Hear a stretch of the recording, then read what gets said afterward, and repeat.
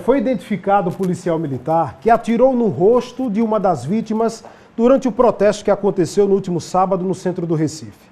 A vítima, o Jonas Corrêa de França, de 29 anos, sofreu uma lesão grave no olho e perdeu parte da visão.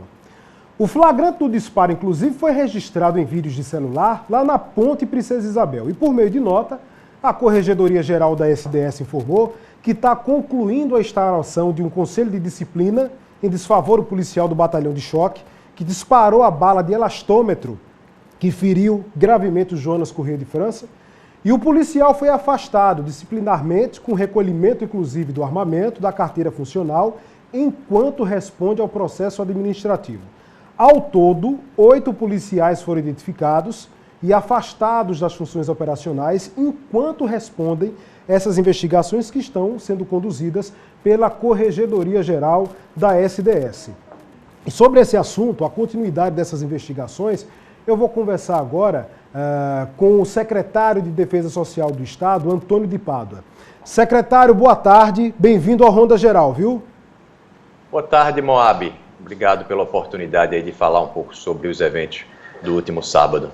Secretário, todo mundo entende o cuidado que é necessário nesse momento para a apuração e o rigor de todo o andamento da investigação para que as coisas fiquem muito claras, principalmente para quem foi vítima e para toda a sociedade pelo que aconteceu no último sábado.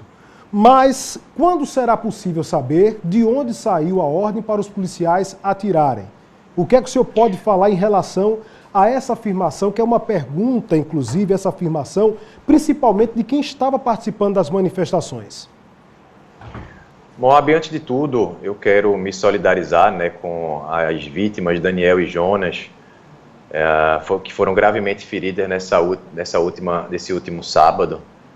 São cenas lamentáveis, cenas que assistimos que são injustificáveis. Nós repudiamos qualquer tipo de violência. E desde que aconteceu e que nós tomamos conhecimento dos fatos acontecendo ali no centro do Recife, nós iniciamos o processo de abertura de instauração de procedimentos disciplinares, criminais e militares contra os participantes dessa ação que aconteceu no sábado. Nós já temos identificados 8 policiais envolvidos diretamente na situação. Um deles foi identificado ontem, responsável justamente por esse tiro contra a vítima Jonas. Nós temos também 2 oficiais identificados da linha do choque que já tiveram depoimentos coletados e afirmaram que foram deles a autorização para o início do processo de ação do choque, alegando que a tropa teria sido agredida de certa forma pela manifestação. E aí sim se iniciou o processo de utilização de força para conter a multidão. Bem, essa é uma versão dos policiais que estavam em campo. Elas precisam ser confrontadas com imagens, com outros depoimentos, para que a gente possa saber e entender se realmente foi isso que aconteceu. A polícia ela estava lá para garantir a segurança da população e dos manifestantes.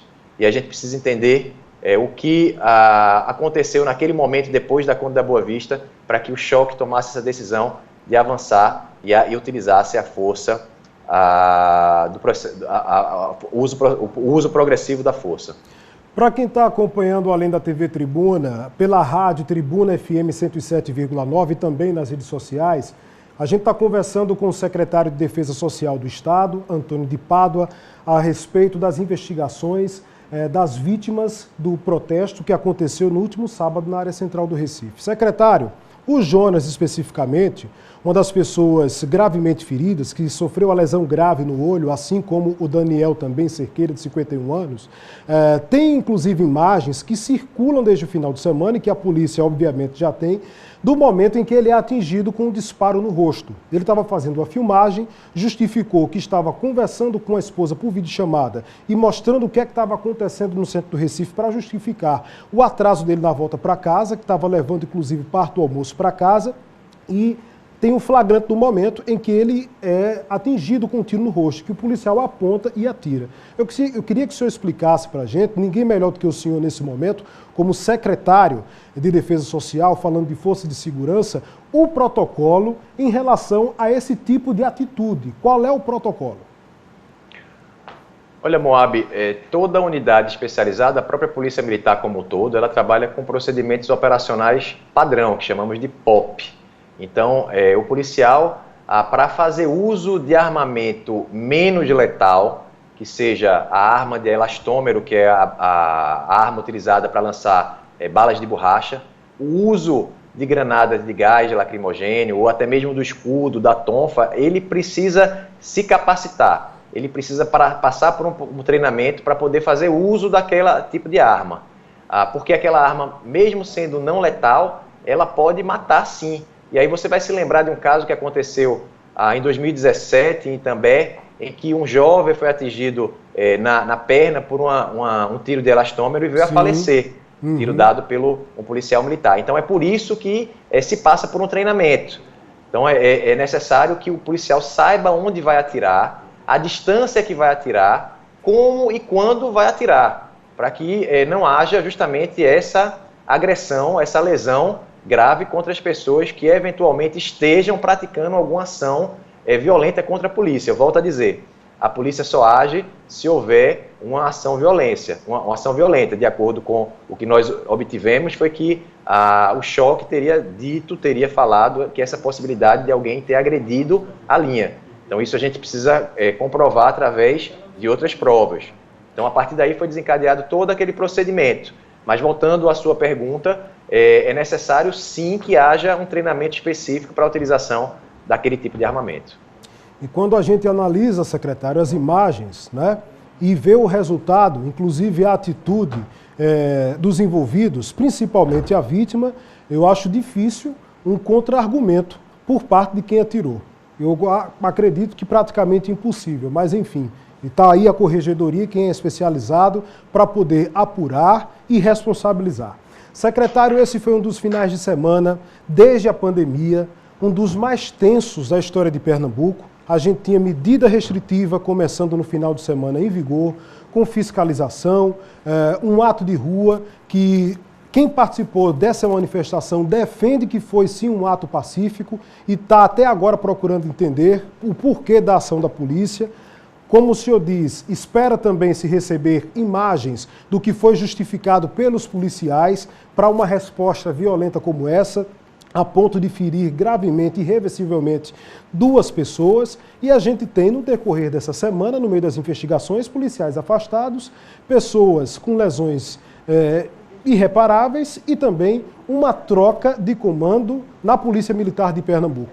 Então eu queria que o senhor resumisse, né? Eu sei que o senhor já abriu se solidarizando com as vítimas desse protesto, mas que o senhor, por favor, encerrasse resumindo o que é que a sociedade pode esperar agora da polícia em relação a tudo o que aconteceu, a troca de comando e o andamento das investigações do fato. Olha, Moab, já faz mais de um ano, né, que a Polícia Militar e as outras forças policiais vêm trabalhando não só contra a violência, mas também para cumprimento das medidas sanitárias. Então, a Polícia Militar foi empregada por diversas vezes em outras manifestações, inclusive com a presença do próprio choque, mas em nenhuma outra foi empregado a força ou foi preciso acionar essa força do choque. O choque e as demais forças policiais, elas estão nas ruas para proteger o cidadão. É isso que nós queremos resgatar. Nós não comungamos, nós não aceitamos qualquer tipo de violência. A Polícia Militar de Pernambuco, ela é uma instituição que ela é respeitada. Então, um evento específico do sábado, a gente percebe que houve claramente ali um excesso na atividade policial de alguns policiais, mas isso não representa a totalidade dos policiais militares. Então nós temos que ser certeiros nas investigações para identificar quem teria tido responsabilidades. Existe uma legislação própria que propicia o contraditório, a ampla defesa aos policiais e a todos os envolvidos. É necessário que haja isso, estamos num Estado democrático de direito. Então é necessário que haja essa defesa, então temos prazos para concluir, mas sem dúvida o nosso compromisso é com a transparência e com a finalização rápida dos procedimentos instaurados. Muito bem, secretário Antônio de Pádua, agradeço, viu, a cortesia em nos atender, boa sorte nas investigações e a gente espera mais na frente um resultado sobre tudo que está acontecendo, como bem o senhor reforçou, e a gente cobra daqui, que é o nosso dever, com a transparência devida. Até uma próxima, saúde! Obrigado, Moab, boa tarde.